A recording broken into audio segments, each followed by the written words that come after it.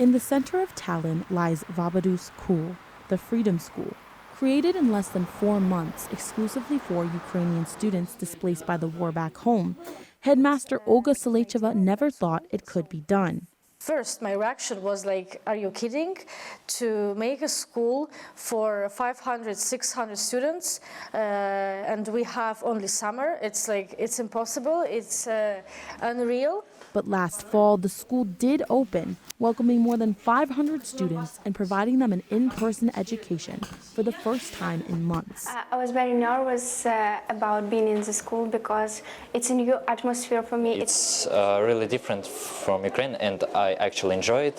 The school was created by the Estonian government as a show of support and solidarity with Ukraine, generosity that stems from the fear that if Russia succeeds in Ukraine, Estonia could be next.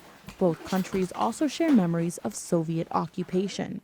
After the war began in February of last year, many Ukrainian children switched to online learning. But the virtual format wasn't sustainable long-term, and many children and their families came to Tallinn looking for an in-person approach.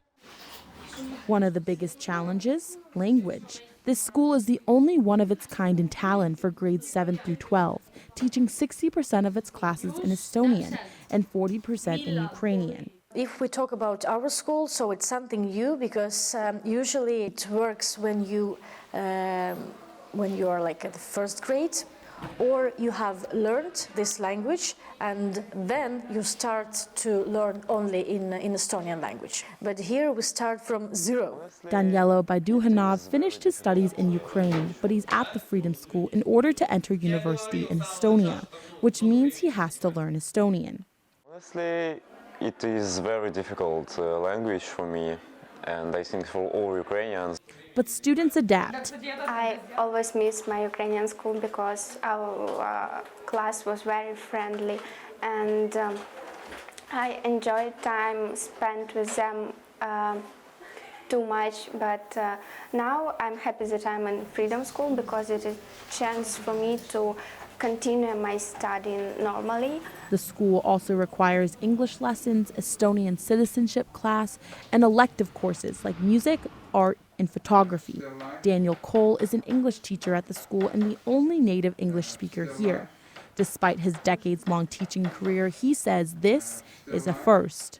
Well, I knew that it would be a challenge because of the fact that they'd been in such a strange situation, having to leave their homes, many of them with fathers still away, families split. I didn't even know what we were going to come into, really. The changes don't just stop at the language barriers, but also in Cole's outlook and his teaching beliefs. I know we have our targets and we're part of the curriculum and all that, but this has to be a good experience for them. And if a good experience means saying, right, today's lesson's off, we're going to just have a laugh, talk about stuff, and then that's how it has to be, I think. And students like Shetinin, Hurets, and Baiduhanov don't know when or if they'll go home. Alexandra Krasnivska is a teacher here and one of 39 employees from Ukraine. I am over 30 years old, and I have never thought that after 30 I would start my life from zero. She lives 60 miles from Tallinn and commutes every morning. The student's desire to learn is what keeps her going. There's such initiative, such desire to do everything, to learn new things. That was a huge surprise for me. And in spite of what some of them have been through, they keep living and keep finding joy. And that makes me smile.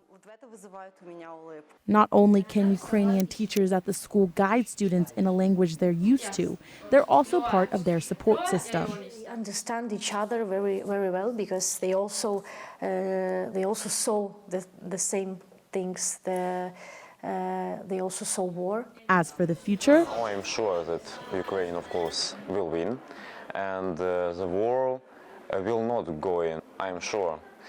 And I think that maybe this year will be victory for us. For now, the school remains a key part of the Estonian community. Many times we see tears because this very emotional process. In Tallinn, Estonia, I'm Anjelica Rubin for the Center County Report.